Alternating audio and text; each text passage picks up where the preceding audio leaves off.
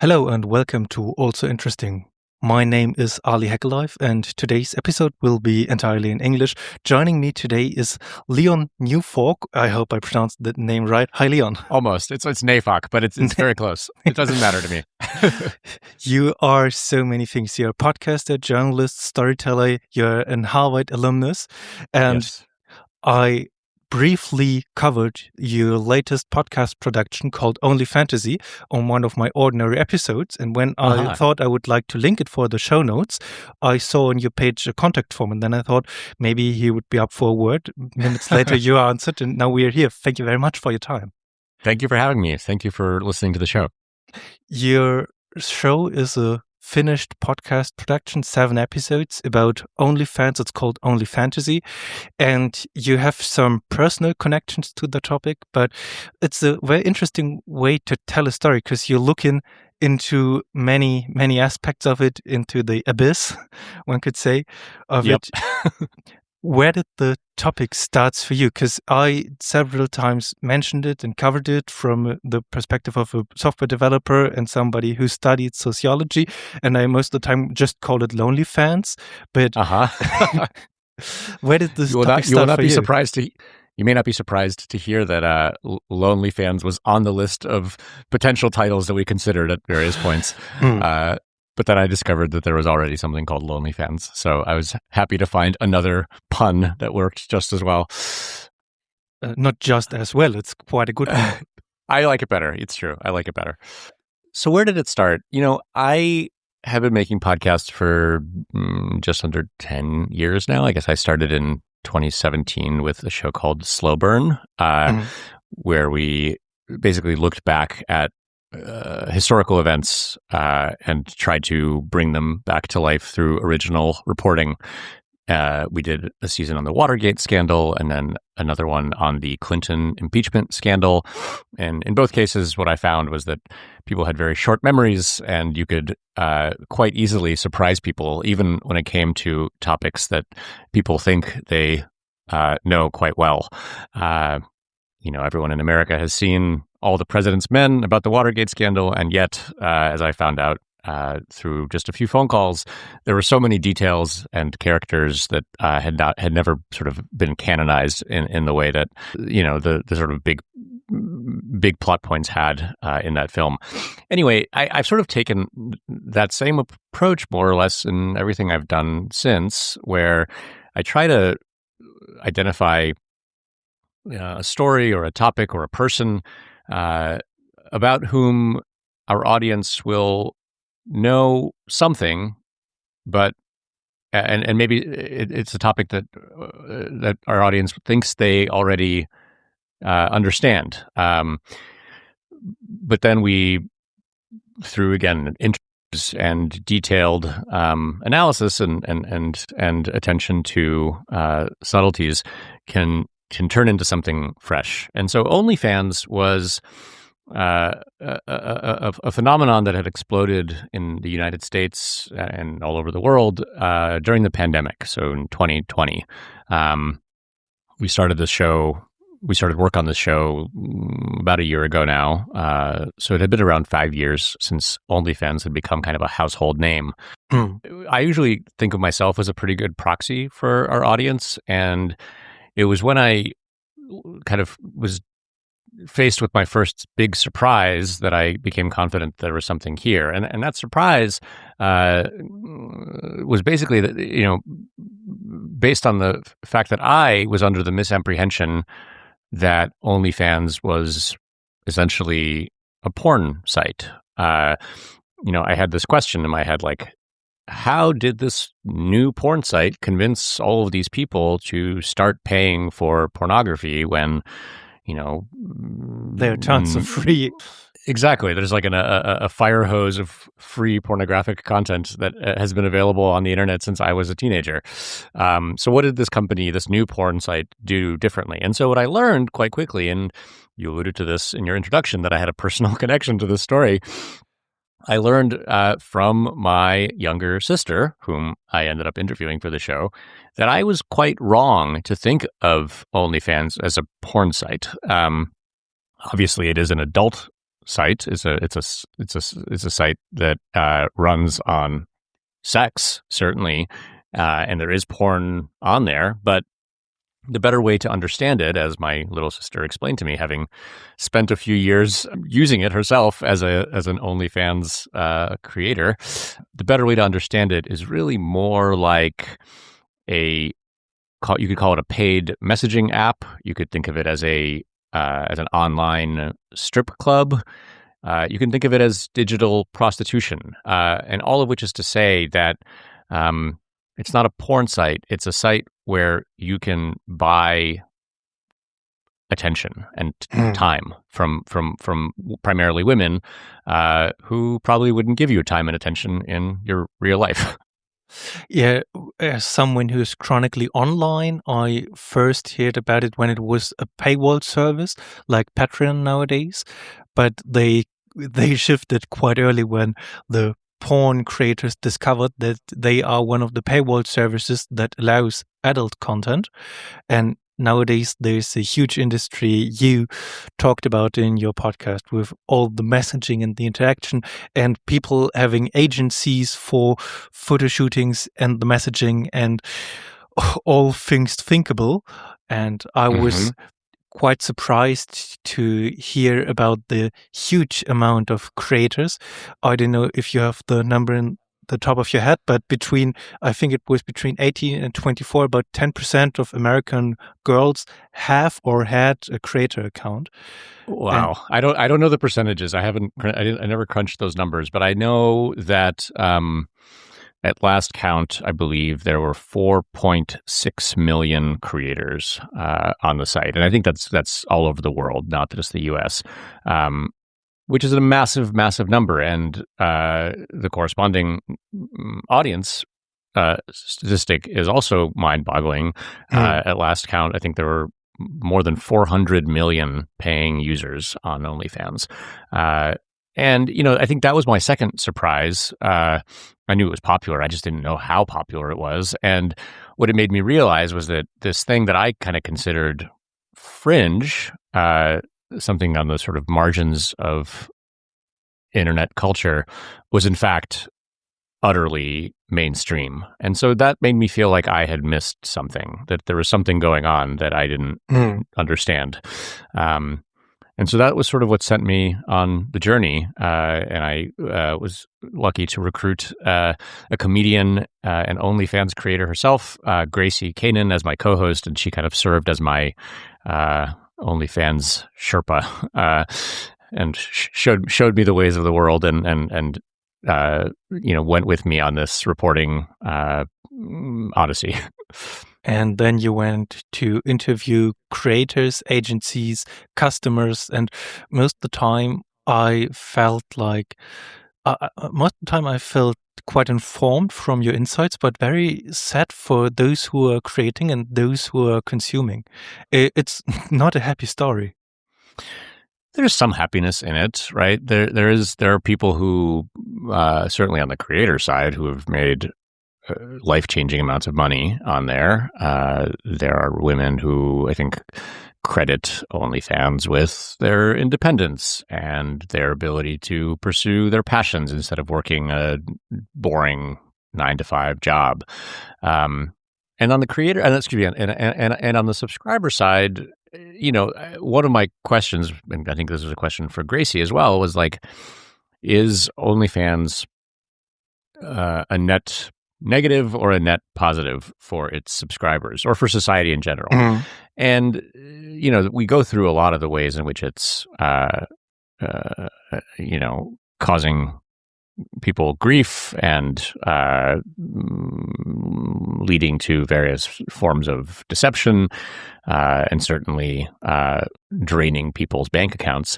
But the one way in which I kind of arrived at believing that there is a positive to it, even for the subscribers who are spending the money rather than making it, is that it is clearly filling a need that exists independently from the site. Like there is just a profound, and it's a buzzword, and I feel like I feel like a marketing guy saying this phrase, but there is a loneliness epidemic. But that I don't know if it started with the pandemic. I don't know if it was exploded during the pandemic. But it's just true that I sort of again didn't quite appreciate the depth of this when I started.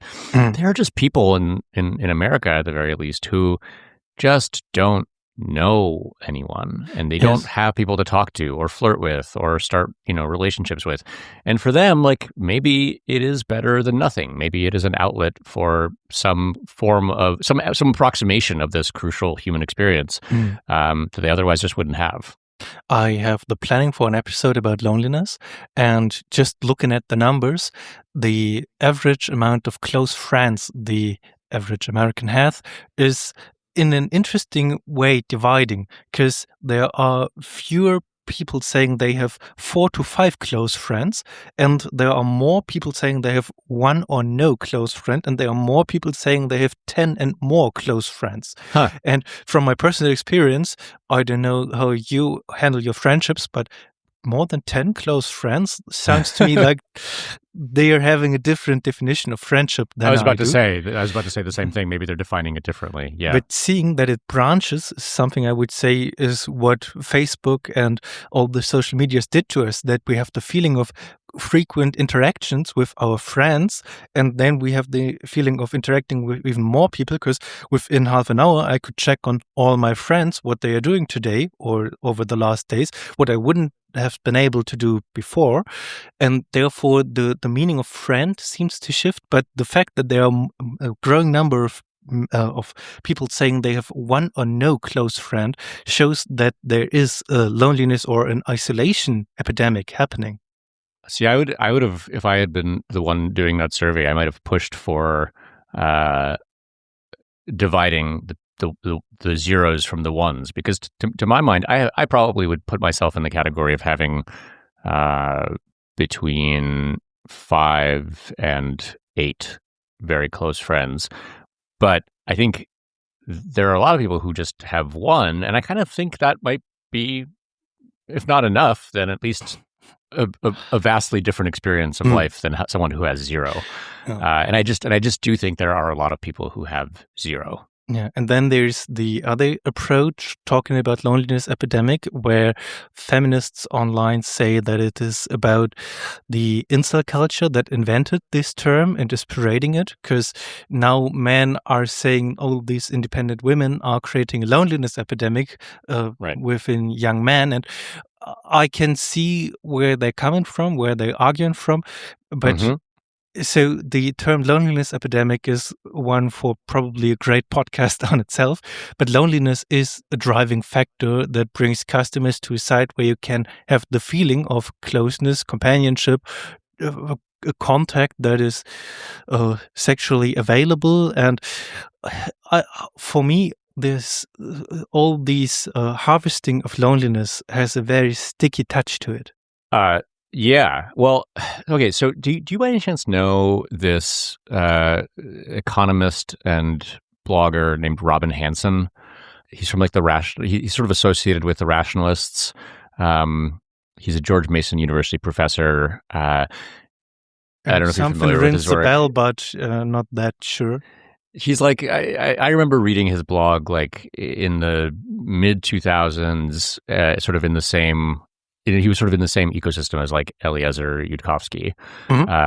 And so Robin Hanson, I very distinctly remember, this would have been around 2012 or 13. No, sorry, I'm mistaken. It would have been around 2016 or 17. And he wrote a blog post with the subject, with a headline using the phrase redistribution of sex. And it was a critique of progressive rhetoric around redistribution, where he said, we all, or certainly all progressives, agree that economic redistribution is good. We agree that inequality along various dimensions is wrong. So why can't we also agree that there is great inequality when it comes to access to sex? And if we can agree on that, shouldn't we feel compelled to do something about it? I believe, if I'm not mistaken, I haven't looked this up in very recently, but I believe his blog post was occasioned by an incel shooting rampage. It was not like the really famous one that happened in California, but a different one, like a copycat where an incel, a guy who self-identified as an incel, took revenge against women because they didn't want to sleep with him. And so Robin Hansen's point was, this is clearly a social crisis because it's leading to this kind of violence, which we all want to eliminate. So why can't we talk about sex redistribution?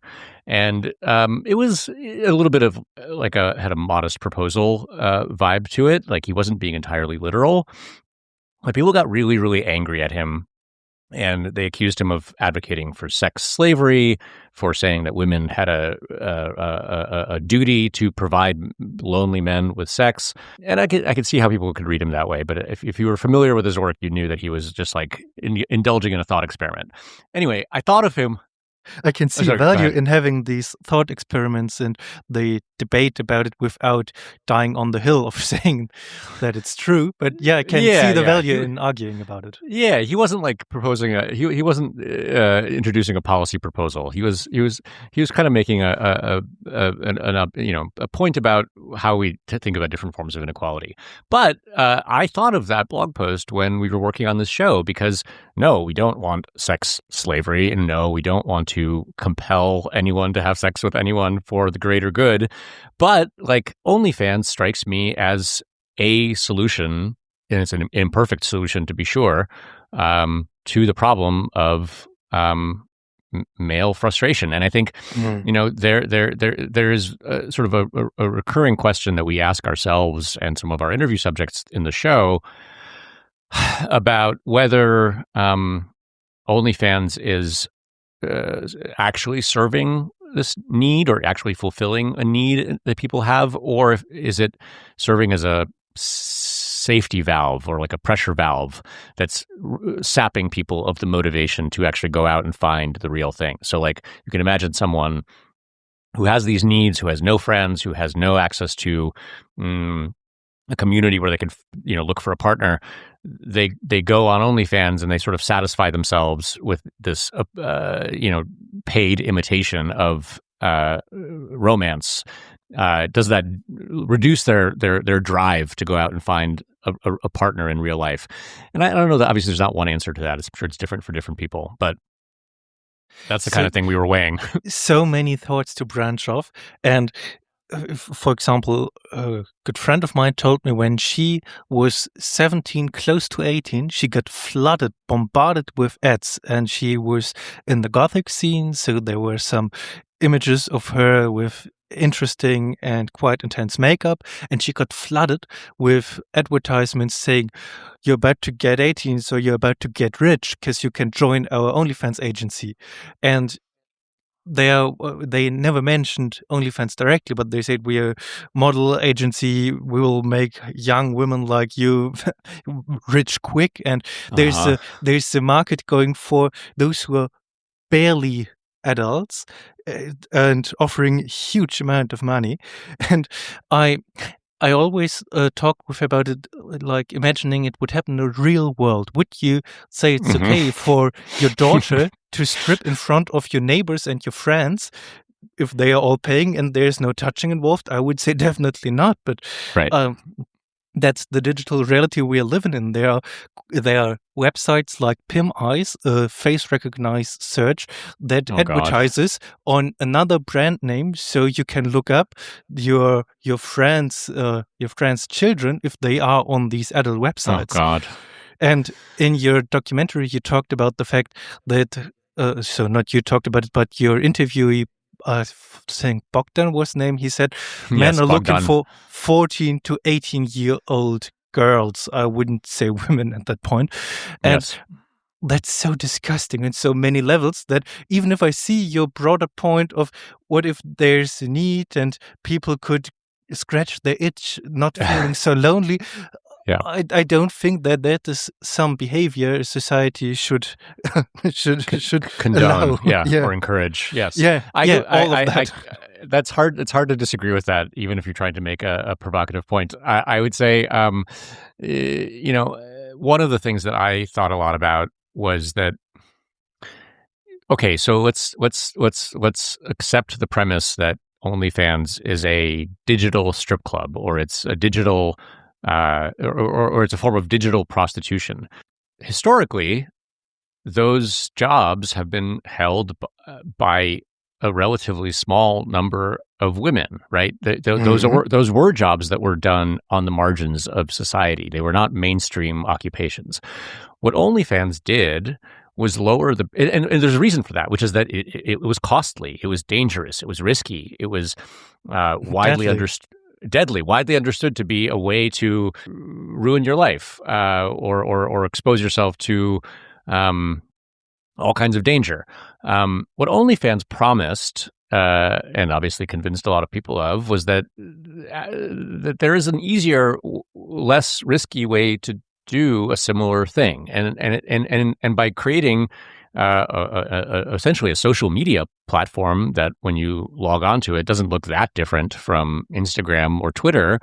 It lowered the barrier to entry, or at least the perceived barrier to entry for sex work. And so suddenly we go from a world where sex work is something a small number of people do, while the rest of us kind of understand it to be an undesirable or at least risky endeavor, to suddenly there's more than 4 million people who see it as a viable, if not career path, then at least like a side job.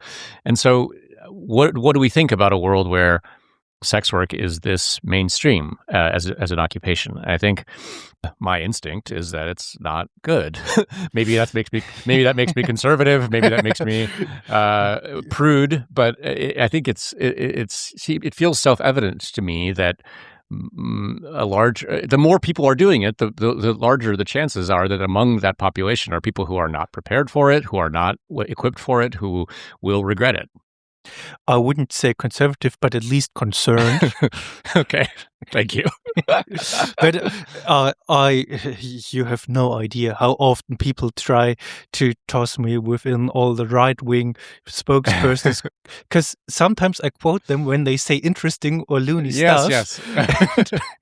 For example, on the topic of OnlyFans, on the topic of OnlyFans, the one and only Alex Jones, the rightest of all right-wing conspiracy theorists, he had the theory that China is paying women who are in essential work, like nurses, so they would leave their work as a nurse to be an OnlyFans model, so that America is with fewer equipped with essential care workers. Yeah. Well, there's a similar line I heard from Tucker Carlson and Nick Fuentes. You know, that interview that the two of them did a couple months ago. This piece of it didn't make headlines the way some of their other remarks did, but they talked about how OnlyFans is like a Jewish conspiracy to weaken Western men. So, dear Mr. Journalist, now we have two sources for it. Yeah, we just need one more. Well, I guess we have Alex Jones. He's talking about China, but it's the same idea.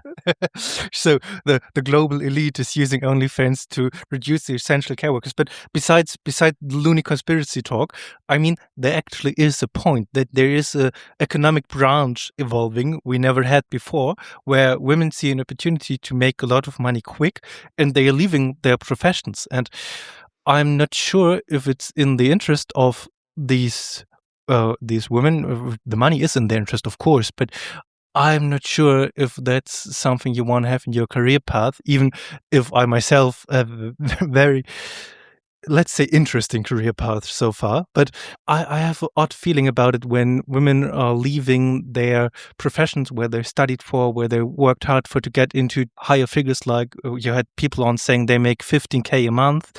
I can understand that the money is tempting, but you're leaving everything behind. Yeah, I think there's that, but you could also talk about the fact that you can do it for a while and then find yourself unable to come back to whatever you were doing before for various reasons, whether because of stigma or because of as happens with a lot of industries, you get sucked into something that is very lucrative, and then you have a hard time coming back to your. You invited me before we started taping to plug my other podcast. Well, this is actually a natural segue to mention the show that I made before this one was about Jerry Springer, also German-born American talk show host, who I'm sure you're aware of. He before he was notorious around the world as the host of this talk show that was widely credited with degrading Western culture. He was a progressive an idealistic progressive politician in the Democratic Party in the Midwest in America. He was the mayor of Cincinnati, a major city in the Midwest, and had big dreams of becoming a senator or the governor of the state, and then kind of tripped and fell into entertainment by way of becoming a news broadcaster, and then found himself at the center of this circus, and he became obviously very famous and rich off of doing the Jerry Springer show. And his whole life, the rest of his life, he dreamed he wanted to go back to what he was doing before, which was. And now he thought, okay, now I have all this money, I have this freedom, I have this platform, I can go and become the nominee for Ohio governor. And he considered it, and he tried, and he failed, and he just couldn't climb his way back because people associated him with the show. And he died, having never succeeded at going back to his one true passion. So you can see the analogy there. But I mean, reality proved him wrong. Nowadays, you're ruled by a TV actor. So that's what made him think that maybe there was a path for him. I mean, he was considering running for governor after Trump was elected for the first time, and he thought, well, listen, if Trump can become president, having been the host of a trashy television show, why not me? But anyway, I would like to make another point. Besides the women who are maybe intrigued by the money and having these bent in their career path, I would like to talk about the man who is spending the money. Because if we agree that it's most likely not China, Israel, or the deep state, incredible journalists would disagree. So if we agree that the money is paid by individuals all around the globe, me coming from the software development industry, there was always the phrase of hunting for whales. You don't need to have many small paying customers. You want the few whales who will spend big money. So in your in-app purchases, don't make them so that everybody who uses your app will spend money, but make it so that some got hooked and they will spend thousands. And that was some practice in the early years of app development that really took on, and something I'm really repelled by, because it feels like looking for people with some emotional weakness that I can fulfill with my app, with my game, with these in-app purchase, with something. For example, many people who are very into collecting things like Pokemon cards, Labubus, and so on, they're trying to fill some incompleteness they had in their childhood, like a complicated parent situation and so on, and they try to fulfill things they couldn't have as a child. And exploiting these emotional wounds to get most money out of them always felt wrong to me, but the term hunting for whales stuck in the industry. And when you're talking about men you interviewed who were spending 12K or 60K, like really big amounts of money. I don't know about your situation. You're probably living in New York, and 12K is... No, it sounds like a lot to me. Don't worry. A big lunch. So yes, a big lunch. So these sums, this amount of money, I can't imagine that you can justify it with, but they got such a intense emotional help and support from the creator in return. You may recall in, I think, the second episode of our show, we interviewed a woman who had a customer for many years. He was her whale. I think she told us that he had spent a total of like $43,000 on her over the years. Got, and then plus 20% for OnlyFans. Thank you. Yes, good caveat. Yes, in fact, he had spent $43,000 plus 20%, which OnlyFans took. But in exchange, what he got from her was not only her pictures and her videos and her companionship, but she got to know him so well that during one of their video calls, she was attuned enough to the details of his anatomy that she noticed that one of his testicles was looking bigger than the other one. You can use all the words you want. There are no advertisement partners. No, in fact, this podcast is 100% community funded, so you can say testicles. And I can say testicles. Okay, I'll keep that in mind. I'll try to say it as many times as I can with the remaining time. Fantastical. But she noticed that something was off, and she told him, said, you maybe want to go see a doctor, and she convinced him to go see a doctor. And sure enough, he had testicular cancer, and he got surgery, and he credited her with saving his life. So that's a pretty good deal for $43,000, you could say. Yeah.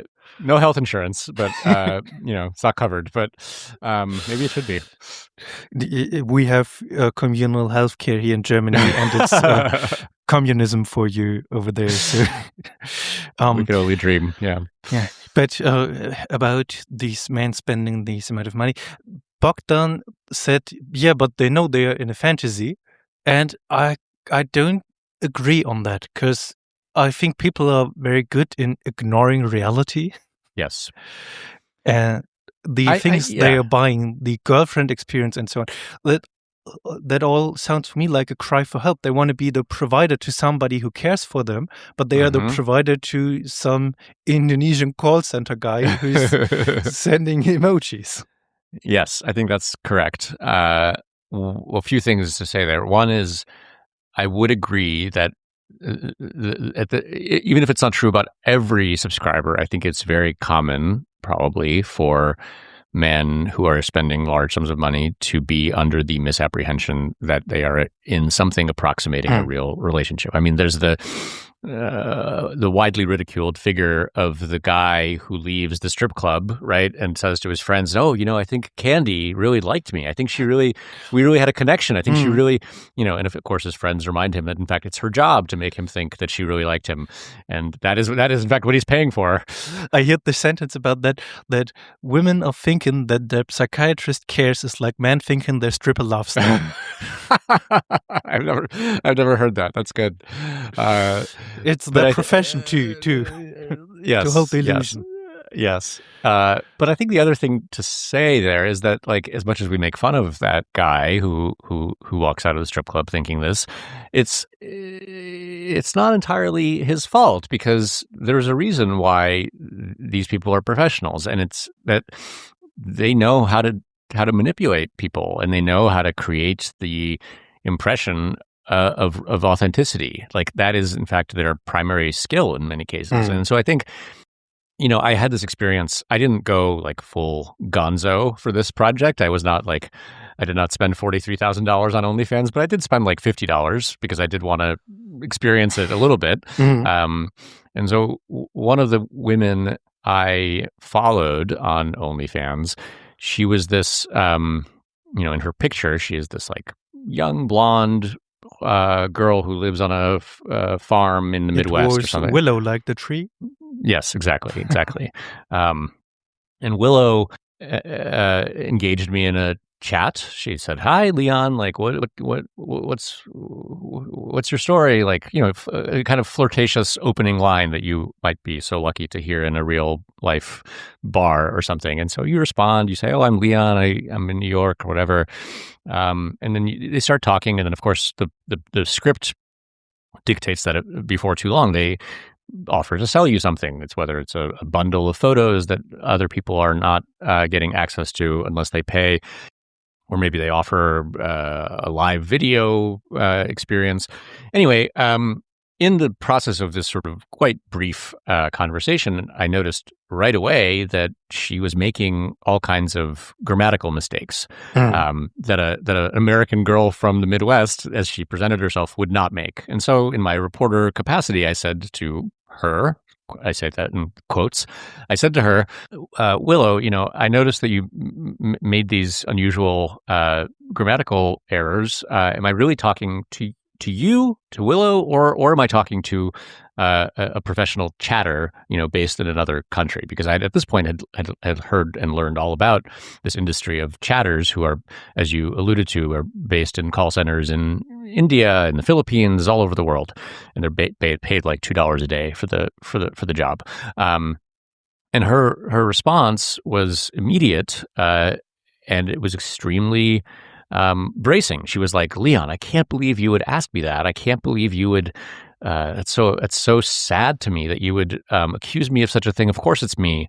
How can you think that?" And then you sent me sad face emojis, and I think of myself as a smart guy. I'm like a relatively savvy consumer, especially in this context where I've been doing reporting on this. Like, I should know better. And yet, I can tell you with total sincerity that in that moment, I felt like I had gravely offended this poor girl, Willow, who's just trying to do her job. And here I am, like this asshole, accusing her of something. And I immediately called my co-host Gracie, and I told her, "Oh God, I feel so bad. Like I'm gonna send her $5 as an apology." And Gracie was like, "Leon, are you out of your mind? Like, of course it's a chatter. Of course it's a chatter." And there was something like very revelatory to me about that moment, because if I could be fooled on that visceral level for even a second, like, it means that no one's really above it. Like, you think of these guys and you're like, oh, these pathetic, delusional losers who convince themselves that they're talking to a real person, or that person really likes them. But like, I don't know, it made me realize that it could happen to me. Mm-hmm. And Bogdan, whom you referenced, this is a Romanian kind of OnlyFans kingpin. He described himself in very boring terms as like an administrator, I think, or an organizer. He does their taxes. He does like legal things for them. But he's had a long career in the sort of webcamming industry. And, in his amazing Romanian accent, he told me all about how American men are his primary user base because they're so gullible and You're too soft. Soft, yes, exactly. We've never been to war, and we grew up having hot water, and therefore we are. He said, "I have 2 rib cages, unlike you." And so, I think he would agree. I think that his harem of OnlyFans models is fooling people.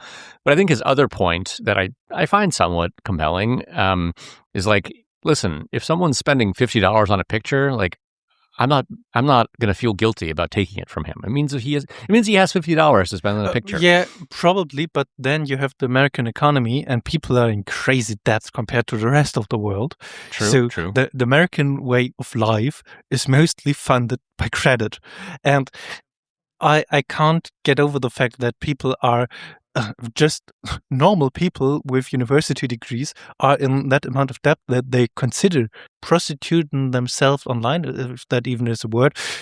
So many of the young girls ending up on OnlyFans are doing it in the need of money they first had to spend to get their degrees or other necessities. Your American houses are built out of cardboard. You don't have health insurance. It's not entirely true, but there's a lot of truth to it.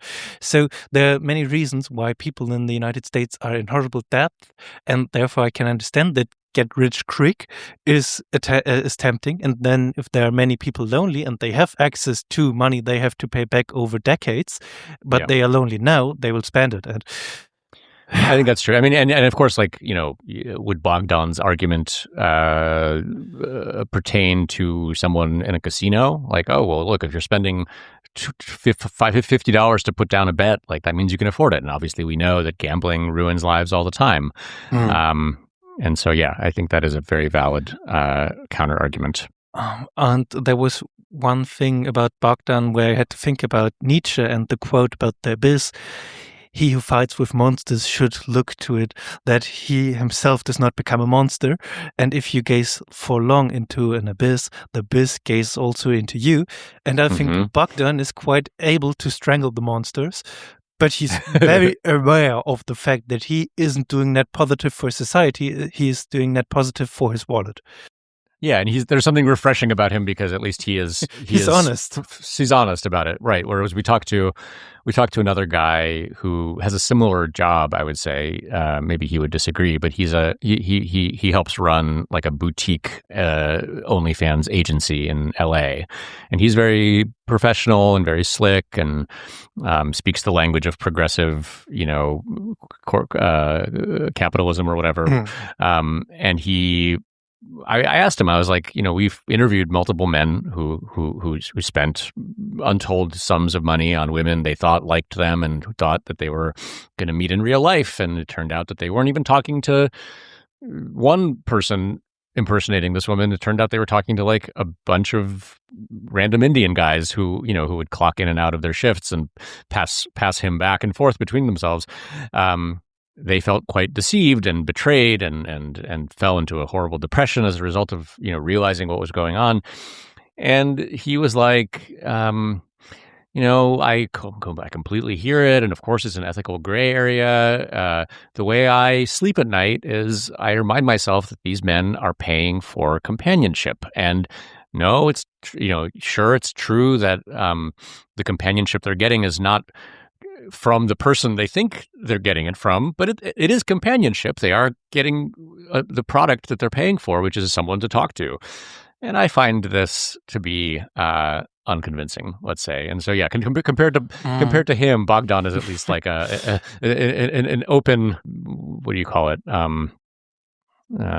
Profiteer who is unashamed to say that he is doing this because he wants a swimming pool. And it didn't start with OnlyFans and these agencies. There's a proverb, my bad show when translating it to English, but for our audience, I can't say it either in Russian or in German. So there's this proverb that young women get told in the Soviet Union that there's a small hole where entire family homes got lost in. And wow. I mean, you can picture the story behind it. So, that men are paying crazy amounts for the attention of women and taking high risks is nothing new and nothing OnlyFans invented.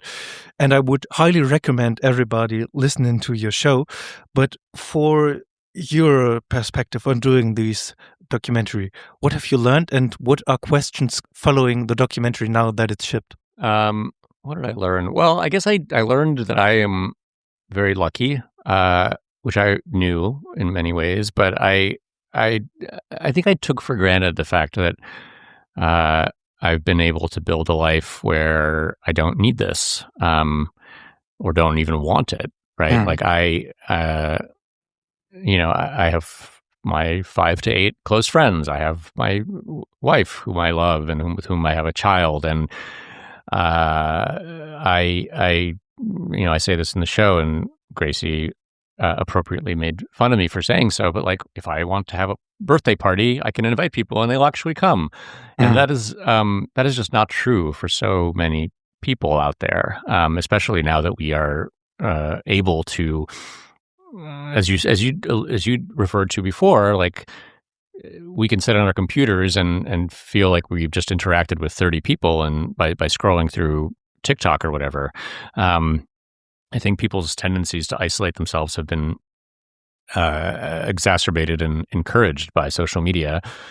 And so, yeah, I think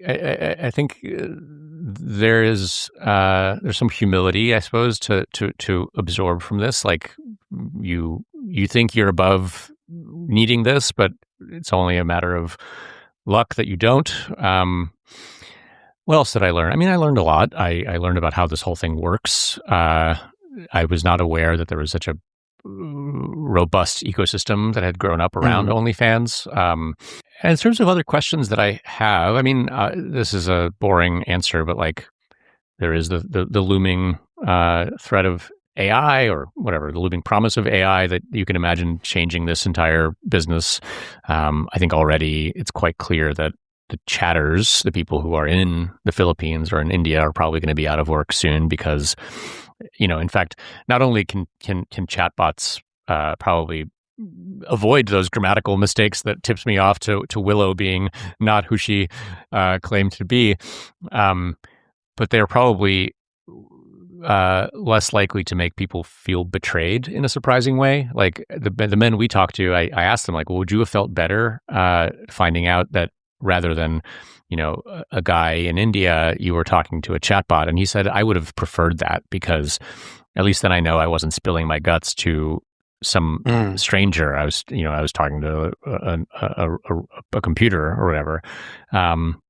So yeah, I think I'll be interested to see how much AI disrupts this business, in part because I think it'll, and I suppose we already sort of have the answer to this question, but I remember not too long ago being skeptical that anyone would ever have an emotional, conversation with a chatbot. And of course, we see this all the time now, and it's a major change, compared to just a few years ago, that people are, even people who aren't crazy are developing, what I suppose you call them, relationships with chatbots.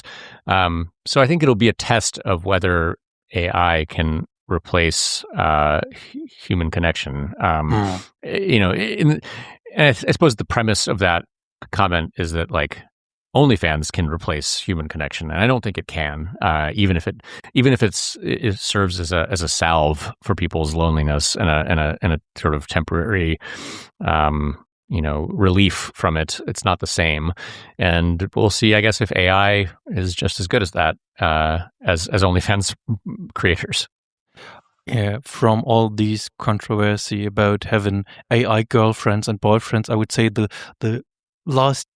small bit of good news that you can take from it is that people are very open for emotional connections, and that these connections are out there, and people are looking for somebody to fulfill them. And as you mentioned that you have now friends you can call, and they would appear to your birthday party or something. That's something that is quite new in my life. For, I would say, the last 3 or 4 years, I have these kind of friends that I always thought that I hate birthday parties, but I just hadn't the right crowd to party with. And nowadays, it's easy to forget how not normal it is, how you shouldn't take it too much for granted to have these close connections around you and these friends, the relationship, and so on. And yeah, from listening to your OnlyFantasy podcast, I was at least relieved to notice that this entire ecosystem is something that would give nothing to me as of right now, and that I'm happy not being trapped in it. So thank you very much for your time, and thank you for your documentation. Oh, thank you so much for the fun conversation. This was great. Thank you for having me on. We're running out of time, but I would love to have you on the second time for one of your other shows. So maybe that anytime. Will be... Thank you very much. I'd be delighted. Here, I'm gonna goodbye. Wait, Ali, can I ask you something before we go? Sure. This is random, but so I'm working on another project right now where we interviewed a German couple who didn't speak any English, and so we interviewed them with a translator. Yeah, and they're somewhat elderly, maybe like in their 70s, and we are looking for a man and a woman that speaks good English but with a German accent to serve as translators for us. And I wonder if you could think if you know of anyone who might be interested in such a thing. If I know anyone who can speak English. Well, I mean, it's a funny thing, right? Like when in any like spy film about Russians, they speak English but with a Russian accent, as if that makes it better. But indeed, it does serve the listener in a way to hear someone. I try to avoid my German accent, but for sure I can do some translation for you or some recordings. Well, you sound too young. You sound too young. I don't know how old you are, but we need someone like who will sound like an older person. Anyway, think about it. If you think about it, if anyone comes to mind, let me know. Okay. And if you ever need a translation, just let me know. Okay, I appreciate that. Goodbye. Okay, Ali, this was really fun. I appreciate your time. Bye. Bye.